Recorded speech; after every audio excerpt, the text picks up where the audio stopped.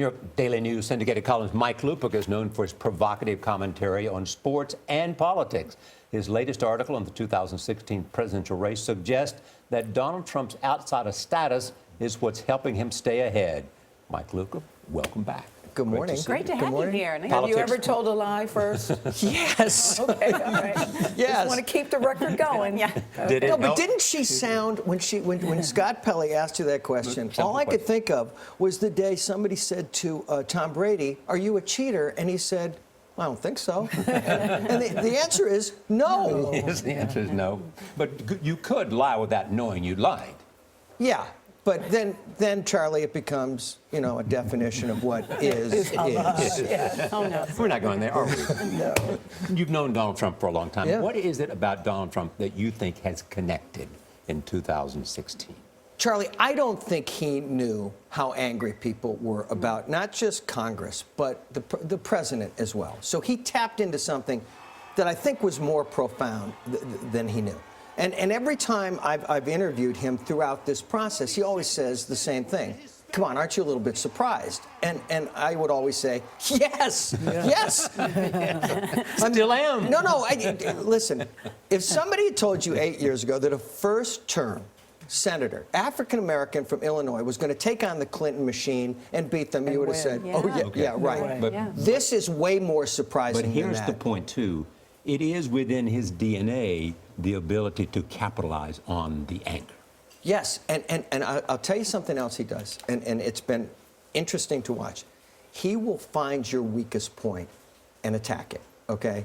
And he'll listen to 3 hours, and he'll seize on the one thing that he can use. When Hillary Clinton called him sexist, he put her husband into play at warp speed.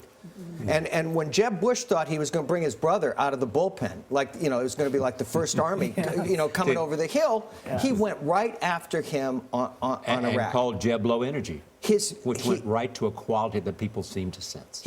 Jeb Bush, if you had asked me at the start of this thing to bet my own money, I would have bet on Jeb Bush way back before Trump came down the escalator. But now you look at him, and he's like the nice boy with his book bag and his lunch money walking to school, and he's almost at school.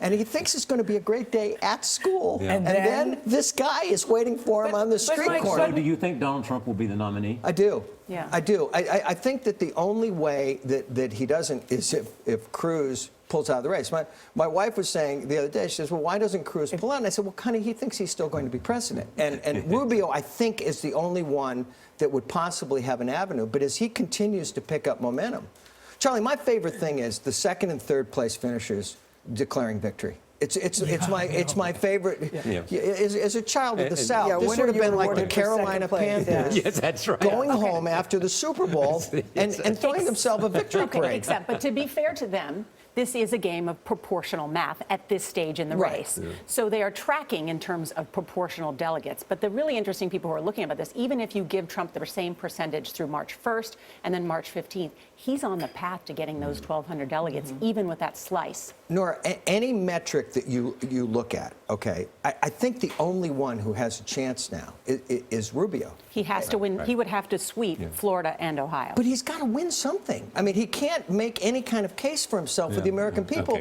that the second place finishes somehow make him the odds-on favorite to beat Hillary Clinton in November. Just a capping point about expectations. It is expectations that allows people to declare themselves a winner, even though they came in second. But Ted Cruz the other night in South Carolina said, we made history tonight. And I'm thinking, what kind of history? You're in the South. You can't walk a block without running into a white evangelical. Thank you, Mike. Okay. Are you done? Well, no. Okay. No, Mike. We're delighted you're here. I'm just kidding. No, that's fine. Thank you very much. There's a clock. It's just a clock. No, it's not welcoming. All right. It wasn't hostile. It wasn't welcoming. Mike, you need a hug.